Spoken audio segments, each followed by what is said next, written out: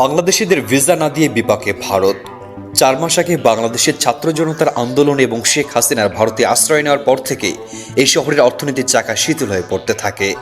সাম্প্রতিক সময়ে ভারত বাংলাদেশিদের জন্য ভিসা নীতিতে কড়াকড়ি আরোপ করায় পরিস্থিতি আরও নাজুক হয়েছে। ভারত বাংলাদেশ সীমান্তবর্তী শহর বনগাঁর চিরচেনা কর্মব্যস্ততা এখন অনেকটাই স্তীমিত। টাইমস অফ ইন্ডিয়া এক প্রতিবেদনে বনগাঁয়ের এমন চিত্রই তুলে ধরেছে। প্রতিবেদনে বলা হয়, সাধারণত বাংলাদেশি ক্রেতাদের ভিড়ে জমজমাট বনগাঁর বাজার ও হোটেলগুলো এখন কার্যত ফাঁকা। সীমান্তের উপর থেকে ক্রেতা আসা প্রায় বন্ধ হয়ে যাওয়ায় ব্যবসায়ীরা চরম অনিশ্চয়তায় পড়েছেন। সেখানে তুলির দোকানের মালিকেরা জানান, আমার বিক্রি 30% নেমে এসেছে। বাংলাদেশি ক্রেতাদের সবচেয়ে বেশি ভিড় দেখা যেত মতিগঞ্জ, তাও আবার বাজারে। এই বাজারে দুটি মূলত এখন প্রায় জনশূন্য। এর সঙ্গে সংকটে পড়েছে হোটেল খাত। গত 60-8 দশকে বাংলাদেশের পর্যটক, চিকিৎসা সেবা প্রার্থী এবং ব্যবসায়ীদের আগমনে এখানকার হোটেল খাত ব্যাপক সমৃদ্ধ হয়েছিল। কিন্তু এখন জেসুর রোডের মায়ের আশীর্বাদ গেস্ট হাউসের মতো হোটেলগুলো অনেকটাই ভূতির হয়ে পড়েছে।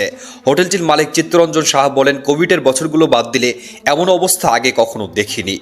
বাংলাদেশি পর্যটকদের অভাবে হোটেল কর্মী, অটো, টোটো চালক, রিক্সা চালক এবং কুলিদের আয়ের উৎস প্রায় বন্ধ হয়ে গিয়েছে। মায়ের সন্তোষী লজের মালিক বিশ্বজিৎ দাস বলেন, 1947 সালের পর থেকে এই খাতে যা উন্নতি হয়েছিল তা আজ হুমকির মুখে। বনগাঁর ফাঁকা রাস্তাগুলো এবং জনমানবহীন বাজার এই শহরের অর্থনীতির অচল অবস্থার স্পষ্ট প্রমাণ।